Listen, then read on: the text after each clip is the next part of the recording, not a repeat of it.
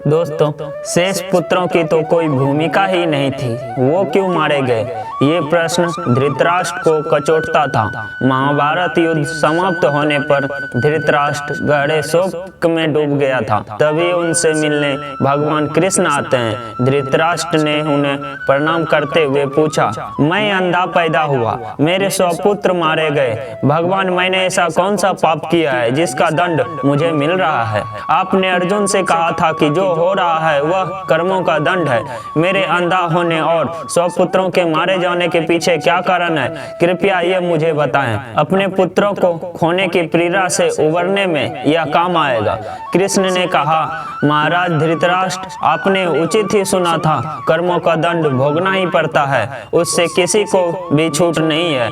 राजा और समर्थवान लोगों को कर्म का दंड विशेष रूप से भोगना पड़ता है। ईश्वर उन्हें समर्थवान बनाते हैं तो उनसे ज्यादा जिम्मेदार होने की आशा रखते हैं। कुछ पाने के लिए तो कुछ देना ही पड़ेगा ना महाराज। आप इस जन्म में भी राजा हैं, पूर्व जन्म में भी राजा थे, पर आपने कई पाप किए हैं। धृतराष्ट्र अधीर हो गए और बोले, केशव, मैंने इस जन्म में जो किया वह मेरे सामने है।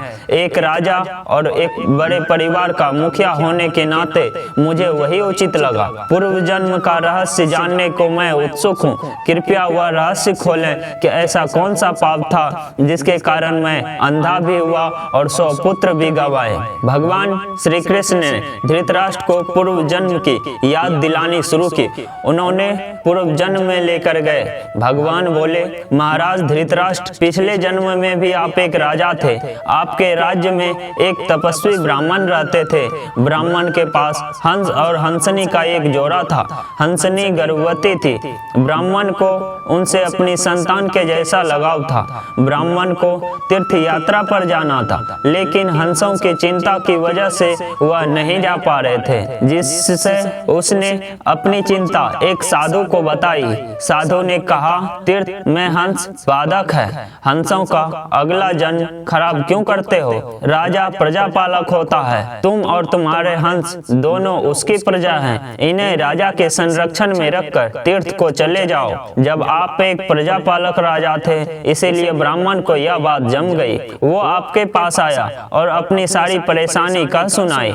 आपने ब्राह्मण के तीर्थ से लौटने तक हंसों की रक्षा का दायित्व लिया। ब्राह्मण हंस और हंसनी को आपके पास रखकर तीर्थ यात्रा में चले गए। हंस भी आपके महल के तालाब में पलने लगे। आपको एक दिन मांस खाने की तीव्र इच्छा हुई। उस समय आप अपने महल के बाग में घूम रहे थे। आपकी नजर हंसों पर पड़ गई। आपने सोचा, सभी जीवों का मांस खाया है, पर हंस का मांस आज तक नहीं खाया। इसका स्वाद आखिर कैसा होता होगा? आप इसी विषय पर सोच रहे थे और हंस का मांस खाने की इच्छा तीव्र होती चली गई। यह इच्छा पराकाष्ठा पर पहुंच गई और आप खुद को नहीं रोक पाए। आपने हंस के 2 बच्चे भूनकर खा लिए। उसका स्वाद आपके जीवा को लग गया। हंसनी ने एक एक कर 100 बच्चे दिए। आप सबको खाते चले गए। अंततः हंस का जोड़ा संतानहीन होकर दुख में मर गया। कई साल बाद वह ब्राह्मण तीर्थ से लौट कर आया। उसने आपसे अपने हर हंस के बारे में पूछा।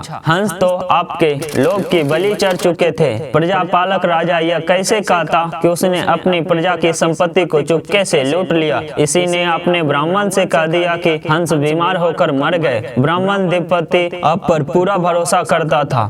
उसने आपकी बात मान ली और रोते हुए घर चले गए। महाराज धृतराष्ट्र, आपने हंस के बच्चों को खाकर और फिर झूठ बोलकर एक साथ कई अपराध किए। आपने तीर्थ पर गए हुए उस व्यक्ति के साथ विश्वासघात किया जिसने आप पर अंधविश्वास किया था। आपने प्रजा की धरोहर में डाका डालकर राजधर्म भी नहीं निभाया। जीवा के लालच में पड़कर हंस के 100 बच्चे भूनकर खा गए। आपके पास आश्रय के लिए आए थे। इस तरह आपने असहाय का वध किया जिसे आपने आश्रय दिया था। यह बहुत बड़ा पाप है। हे राजन, इन घोर पाप कर्मों का दंड आपको मिला है। जैसे आपने जीवा के लालच में हंस के 100 बच्चे मारे, वैसे ही आपके 100 पुत्र हुए। सभी लालच में पड़कर मारे गए और उन सब की जीवा भी आवश्यकता से अधिक उदंड थे। जिसने आप पर आंख मूंद कर भरोसा किया, उस तीर्थ यात्री से आपने झूठ बोला और राजधर्म का पालन नहीं किया। कोई आंख मूंद कर विश्वास करे तो